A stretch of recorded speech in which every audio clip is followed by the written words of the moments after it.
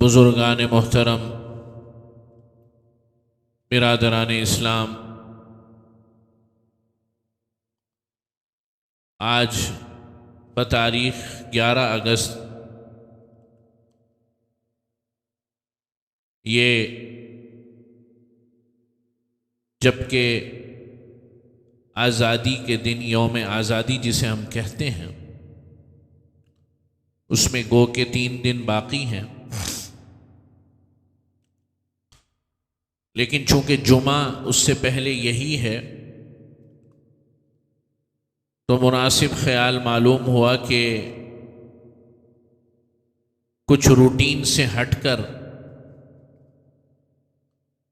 اپنے ملک، اپنے اس وطن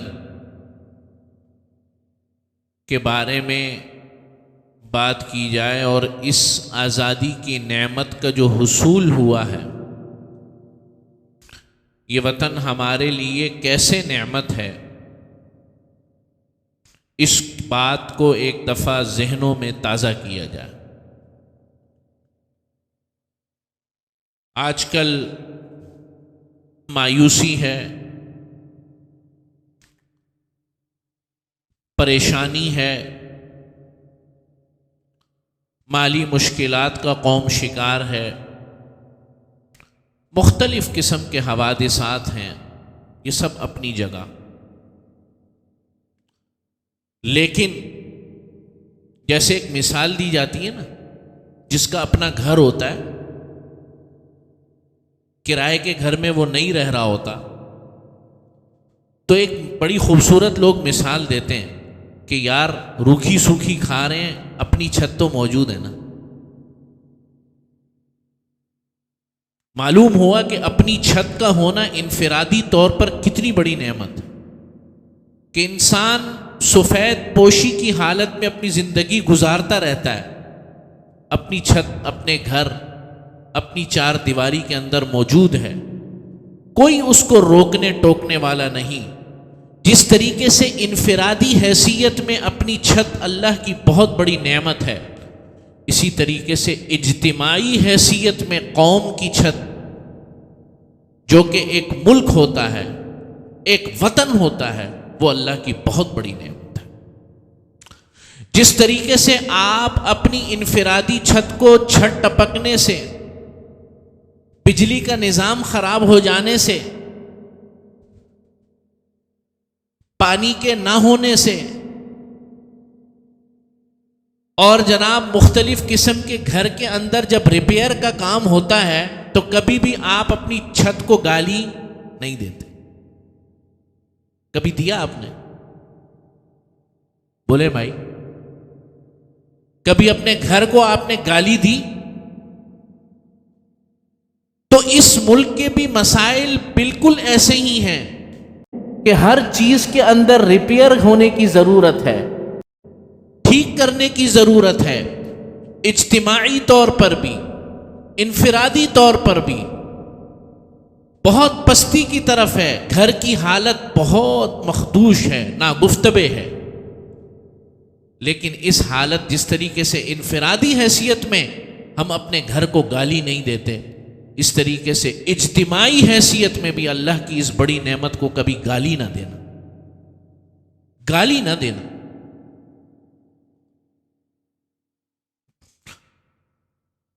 اس لیے کہ ہمیں اندازہ نہیں، اصل اندازہ ہمارے بڑوں کو ہے، جنہوں نے 90 سال سامراجی دور کے اندر گزارے غلامی میں، کہ غلامی کتنی بدترین چیز ہوتی ہے۔ جب انگریز نے یہاں حکومت کی کہ دیکھو وہ غلامی، بدن آج بھی آزاد ہو گئے ہمارے، لیکن یہ غلامی اتنی بدترین چیز ہے کہ ذہنی طور پر آج بھی آزاد نہیں ہو سکے۔ یہ اتنی گندی چیز ہے، اتنی بدترین چیز ہے، اتنی منحوس چیز ہے کہ 90 سال کے اندر ہمارا رہن سہن، ہمارا ہر چیز تبدیل کر کے رکھ دی۔ ہمارا تعلیمی نظام، معاشرتی نظام، اخلاقی نظام، ہر چیز اس 90 سال کی غلامی نے تبدیل کر کے رکھ دی. وہ ملک، وہ خطہ جہاں پر مسلمانوں نے 1000 سال حکومت کی.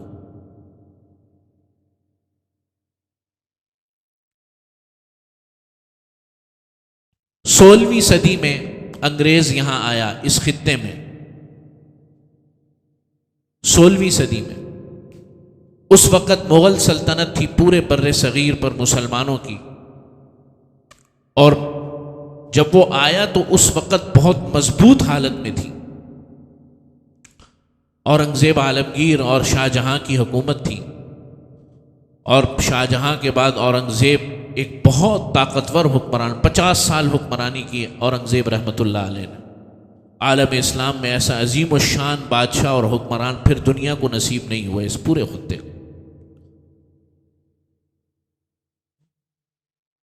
اس نے جس طرح زندگی گزاری اور جس انداز سے اس نے اس ریاست کو چلایا، آفرین ہے اس شخص پر. اللہ اس کی قبر پر کروڑوں رحمت نازل فرمائے. اورنگزیب کے جانے کے بعد مغل سلطنت کمزور ہونا شروع ہوئی،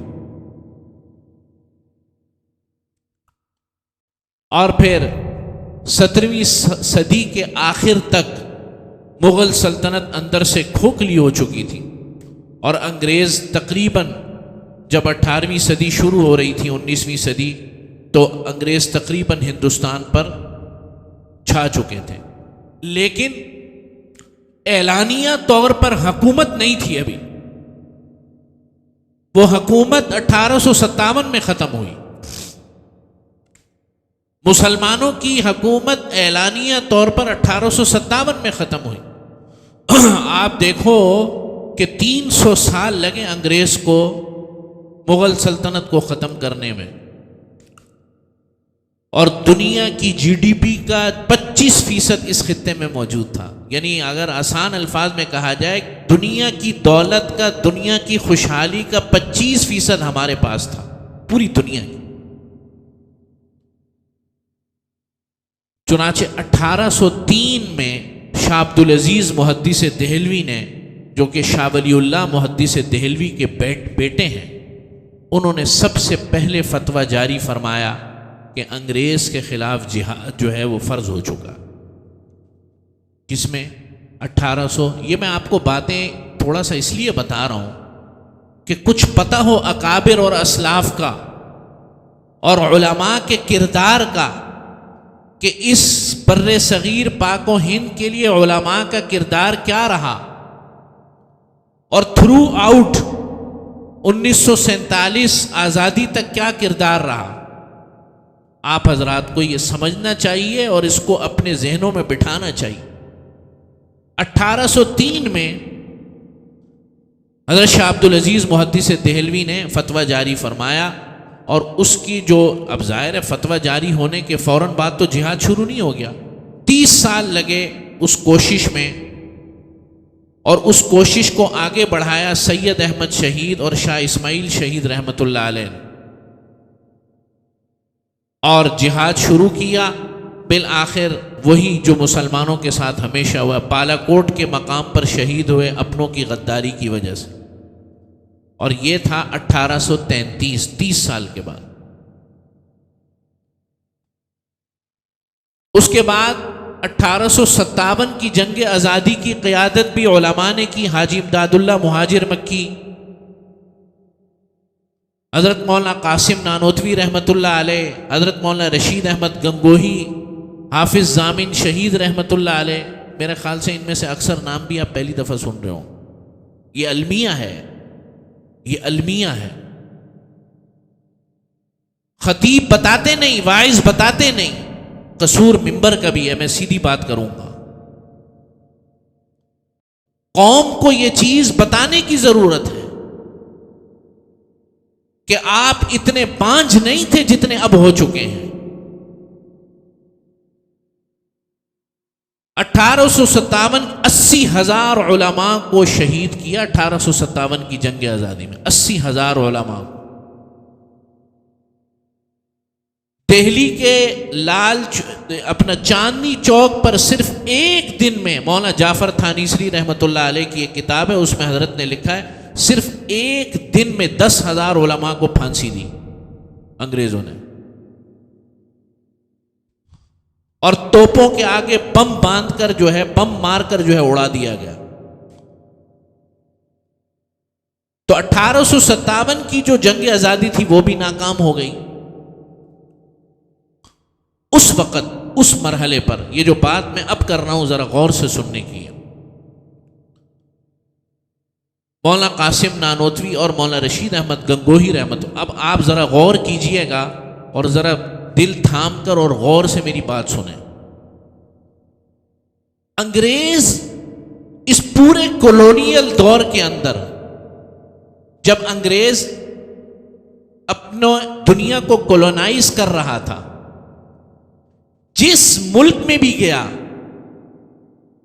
وہاں کی تہذیب کو اکھاڑ کے رکھ دیا اس نے، کچھ نہیں بچا پیچھے سوائے بر صغیر۔ تعلیمی نظام تو تبدیل کر دیا،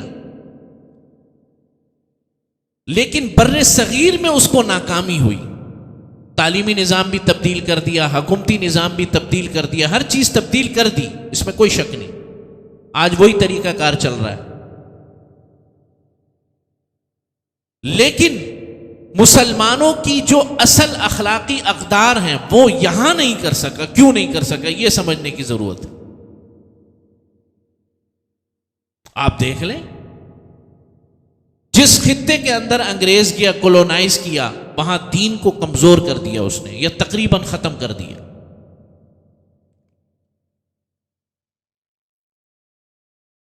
بر صغیر میں حضرت مولانا رشید احمد گنگوہی اور حضرت مولانا قاسم نانوتوی نے اس وقت محسوس کیا کہ اب ان سے مقابلہ ہم میدان میں نہیں کر سکتے، ہمیں سب سے پہلے اب جو فکر کرنی چاہیے وہ ایمان کی کرنی چاہیے، مسلمانوں کی نشت ثانیہ کی کرنی چاہیے۔ ایسا نہ ہو کہ جو اندلس میں ہوا، کہ جب غرناطہ کے اندر مسلمانوں کو اندلس کی حکومت ختم ہوئی، آج وہاں پہ مسلمانوں کا نام لینے والا بھی کوئی نہیں۔ مسلمانوں کے ایمان کو بچانا ہے اب۔ اور پھر 1866 کے اندر دارالعلوم دیوبند کی بنیاد کی وجہ یہ تھی، سب سے پہلی چندے مانگے، لوگوں کے آگے ہاتھ پھیلائے۔ کیوں؟ اس لیے کہ مغل سلطنت کے دور میں مدارس چلتے تھے جاگیروں پر، بادشاہوں نے جاگیریں وقف کر دی تھیں، وہ سب جاگیریں انگریز حکومت نے چھین لی، اور اس لیے چھین لی کہ اگر یہ سب کچھ لے لو ان سے تو خود بخود ختم ہو جائیں۔ بھائی آپ کی آمدنی کا ایک ذریعہ جب ختم ہو جائے گا تو آپ ختم ہو جائیں گے۔ 1857 کے بعد مدارس اور مساجد کی جتنی بھی پراپرٹیز تھیں جن سے وہ خود کفیل تھے، وہ سب کی سب انگریز نے ضبط کر لی،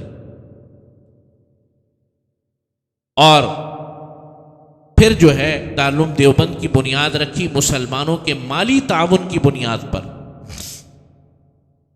اور اس بات کا احیاء کیا کہ اب ہم نے مسلمانوں کے ایمان کی فکر کرنی ہے، بنیادی ضروریات دین کی فکر کرنی ہے، نماز، روزہ، زکوٰۃ، حج ان میں سے نہ نکل جائے۔ چنانچہ الحمدللہ رب العالمین آج پورے بر صغیر کے اندر مسلمان بحیثیت اسلامی تشخص کے اپنا ہر چیز قائم و دائم رکھے ہوئے ہیں، یہ مدارس کی نعمت کی وجہ سے۔ آج اگر علامہ اقبال گئے اندلس، اور جب گئے اسپین گئے، یہ اندلس اسپین کو کہہ رہا ہوں میں، تو اسپین جب گئے واپس آئے تو انہوں نے ایک نظم لکھی ہے، بانگ درا میں موجود ہے، نظم تو مجھے یاد نہیں، اب اس کا مفہوم یہ ہے کہ ان چٹائیوں پر بیٹھنے والے ملاؤں کی قدر کر لو، میں اپنی آنکھوں سے اسپین دیکھ کر آیا ہوں، آج اللہ کی اذان بھی وہاں نہیں ہوتی، ایسا ختم کیا دین کو اور شریعت کو۔ اور اسپین پر جو مسلمانوں کی حکومت تھی وہ تاریخی حکومت تھی، وہ مضبوط حکومت تھی۔ تو یہ سلسلہ شروع ہوا، اور پھر جو ہے باقی جو ہے سلسلہ 1857 کے بعد، جنگ آزادی کے بعد علماء نے سیاسی میدان میں جو کردار ادا کیا یا پاکستان بننے کے سلسلے میں جو کردار ادا کیا، وہ سب کے سامنے، کہ جب پاکستان کی پہلی پرچم کشائی ہوئی تو قائد اعظم رحمۃ اللہ علیہ نے مشرقی پاکستان میں علامہ ظفر احمد عثمانی رحمۃ اللہ علیہ کو پرچم کشائی کروائی، جو کہ مولانا اشرف علی تھانوی صاحب کے بھتیجے ہیں، بھانجے ہیں، اور علامہ شبیر احمد عثمانی رحمۃ اللہ علیہ نے کراچی میں پرچم کشائی کی، جو کہ علامہ اشرف علی تھانوی رحمۃ اللہ علیہ کے بھانجے ہیں، ایک بھتیجے تھے، ایک بھانجے تھے۔ یہ ایکنالجمنٹ تھی اس بات کی کہ پاکستان بنانے میں کردار علماء کا بالکل ویسا ہی رہا جو کہ سیاسی قائدین کا رہا۔ لیکن آپ کو کیا پٹی پڑائی کہ علماء نے تو مخالفت کی تھی پاکستان بنانے کی، بالکل کی تھی، ایک گروہ نے کی تھی۔ حضرت مولانا حسین احمد مدنی رحمۃ اللہ علیہ کا یہ موقف تھا کہ ہمیں ہندوستان پورے کا، ہم سے انگریزوں نے ہندوستان پورے کا پورا لیا تھا، آپ اپنے مطالبے سے پیچھے کیوں ہٹ رہے ہو؟ ہمیں پورے کا پورا ہندوستان چاہیے۔ یہ حضرت کا ایک وہ تھا۔ لیکن میں اگلی بات بھی آپ کو بتاتا ہوں، اور مولانا اشرف علی تھانوی رحمۃ اللہ علیہ فرماتے تھے اب زمینی حقائق ویسے نہیں رہے، اس وقت ہم مضبوط تھے، 90 سال کا عرصہ گزر گیا، مسلمانوں کو کمزور کر دیا گیا، اب جو مل رہا ہے لے لو ورنہ اس سے بھی ہاتھ جائے۔ جب پاکستان بن گیا نا تو مولانا حسین احمد مدنی رحمۃ اللہ علیہ نے اہل پاکستان کے نام ایک خط لکھا، اور خط میں یہ الفاظ لکھے کہ جب تک مسجد نہیں بنتی تو اختلاف رہتا ہے، یہاں بنائیں وہاں بنائیں، بازار سے قریب بنائیں، میدان کے پاس بنائیں، رہائشی علاقے میں بنائیں، 1000 گز پہ بنائیں، 2000 گز پہ بنائیں، لیکن جب مسجد بن جاتی ہے تو اب اس کی حفاظت اور اس کا تقدس سب کی ذمہ داری ہے۔ اہل پاکستان، آپ نے اسلام کے نام پر ملک حاصل کر لیا ہے، اب اس کے ساتھ مخلص ہو کر وہی تقدس دو جو ایک مسجد کو دیتے ہو۔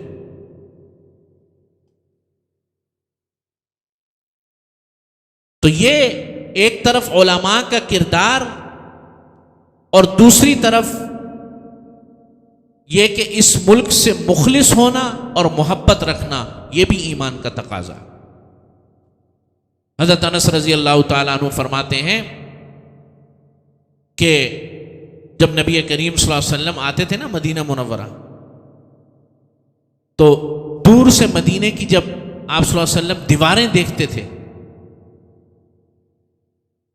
تو کان اذا دابت علی دابۃ حرکھا من حبھا، آپ صلی اللہ علیہ وسلم مدینے کی محبت میں اپنی سواری کو تیز کر دیتے تھے۔ معلوم ہوا کہ وطن سے اور جہاں انسان رہتا ہے وہاں سے محبت رکھنا یہ بھی آپ کے ایمانی جو ہے فرائض میں ہونا چاہیے، محبت رکھنا، جیسا ہو کیسا ہو۔ جیسے میں نے شروع میں مثال دی، آپ صلی اللہ علیہ وسلم مکہ مکرمہ سے نکل رہے تھے ہجرت کر کے، کیا المناک دن ہوگا، کیسا دن ہوگا نبی کریم صلی اللہ علیہ وسلم پر کہ 40 اور 10 سال نبوت کے بعد کتنے ہو گئے؟ 50 سال نبی صلی اللہ علیہ وسلم نے مکہ مکرمہ میں گزارے، اور 50 سال، اچھا بندہ 16 سال کی عمر میں، 10 سال کی عمر میں، 12 سال کی عمر میں کہیں چلا جائے محسوس نہیں ہوتا، اور پھر نکالا بھی دین کی بنیاد پر، اور اپنوں نے نکالا، سگے رشتہ داروں نے نکالا۔ آپ صلی اللہ علیہ وسلم جب مدینے سے مکہ مکرمہ سے نکلے نا تو ایک مقام آتا ہے،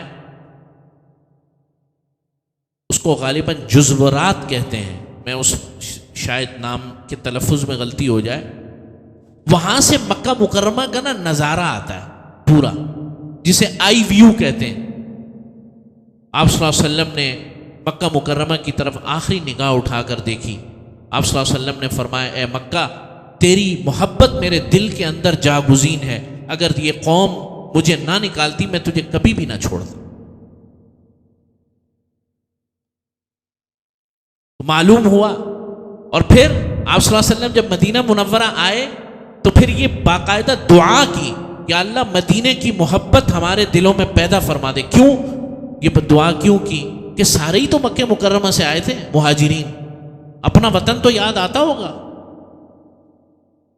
کوئی آ رہا ہے، کوئی جا رہا ہے، کوئی مکے کی خبریں لینے. تو حضور نے دعا فرمائی یا اللہ مدینے کی محبت ہم میں اس لیے پیدا فرما دے تاکہ مکے کی جو محبت ہے جس کی وجہ سے ہم بے چین ہیں اس میں کچھ اضمحلال آ جائے، کچھ کمی واقع ہو جائے. تو میرے عزیز دوستوں اور بزرگوں، اپنے وطن سے محبت، اپنے وطن کے ساتھ اٹیچمنٹ ہونا یہ دین کی بنیادی چیز ہے. اس کے اندر خرابیوں کو دیکھ کر گالی دینا اور وطن کو برا بھلا کہنا یہ انتہائی نامناسب اور اللہ کی بہت بڑی نعمت کی ناقدری ہے. اللہ کی قسم میں آپ کو ممبر پر بیٹھ کر یہ بات بتا رہا ہوں.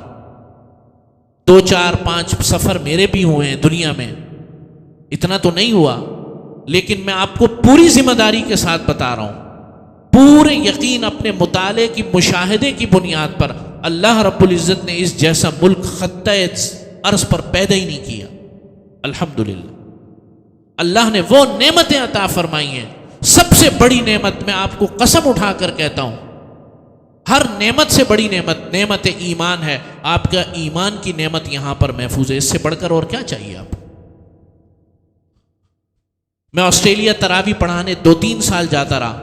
والدین آتے تھے، روتے تھے میرے پاس کہ ہمیں سب سے بڑی فکر اپنے بچوں کے متعلق یہ ہے. ٹھیک ہے اسلامک سینٹر ہیں، مسجدیں ہم، لیکن نظام ایسا ہے 18 سال کے بعد اگر ہماری بیٹی ایک عیسائی سے نکاح کر کر گھر میں لائے، میں کچھ نہیں کر سکتا، نہ کچھ کہہ سکتا ہوں. میرا بیٹا اگر مرتد ہو جائے نعوذ باللہ من ذالک، میں اس کو ایک حرف نہیں کہہ سکتا. یہ بہت بڑا المیہ ہے. تو اس ملک کے اندر آپ کی نعمت ایمان باقی ہے، کوئی چھونے والا نہیں ہے اس کو. یہ سب سے بڑی نعمت ہے. اور اللہ کے جو خزائن اس ملک کو عطا فرمائے گئے ہیں، اللہ رب العزت سے دعائیں ان خزائن میں مزید اضافہ فرمائے اور برکتیں اور رحمتیں نازل فرمائے. اس ملک کے ساتھ ہمیں مخلص ہونے کی توفیق نصیب فرمائے. دیکھو مخلص ہونا، ہر کام حکمرانوں پر ڈال دینا یہ کوئی صحیح طریقہ کار نہیں. حدیث میں آیا ہے کہ عوام سے حکمران بنتے ہیں. میں اور آپ تھوڑی سی ذمہ داری اگر ادا کریں بحیثیت، میں ایک دن بتا بھی رہا تھا میں اپنے دوستوں کو، میں یہاں بیٹھا ہوا تھا بینک میں، شاید مینیجر صاحب آئے ہوئے بھی ہوں، تو ایک صاحب بڑے جو ہے لیکچر دے رہے تھے، اور یہ چور اور وہ چور اور یہ ڈاکو اور وہ ڈاکو اور یہ ہو گیا اور وہ ہو گیا. چپ چاپ سنتے رہے جو معمول ہے. جب وہ اٹھ کر گئے تو انہوں نے کہا امام صاحب ایک مزے کی بات بتاؤں. میں نے کہا جی. کہ یہ $5 لاکھ تو میرے سے لے چکے ہیں، یعنی ڈالر ڈمپ کرنے کے لیے. یہ صاحب جو ابھی اٹھ کر گئے ہیں، ہم بینک میں کام کرتے ہیں، جتنی ہماری لمٹ ہے دے دیتے ہیں، تو یہ اسٹاک کر چکے ہیں $5 لاکھ تو یہ اسٹاک کر چکے ہیں، ان کے پاس رکھے ہوئے. میں اور کہاں سے لیے کچھ پتہ نہیں، یہ ذخیرہ کر چکے ہیں. اور لیکچر کیسے دے رہے تھے؟ ترکی کے اندر آج سے 4-5 سال پہلے یا 3 سال پہلے کرنسی کا ایک جو ہے بحران پیدا ہوا. پوری ترک قوم نے جو ہے ڈالر مارکیٹ میں پھینک دیے کہ پھاڑ میں جائے ڈالر، ہمیں چاہیے ہی نہیں. اسی وقت جو ہے لیرا جو ان کی کرنسی ہے مستحکم ہوگی. اور یہاں لیکچر بازیاں سن لو اور کرتوت سن لو. تو میرے عزیز دوستو، منافقت کے ساتھ محبت نہیں ہوتی، محبت تو اخلاص کے ساتھ ہوتی ہے. اللہ سے دعائے توفیق عمل نصیب فرمائے.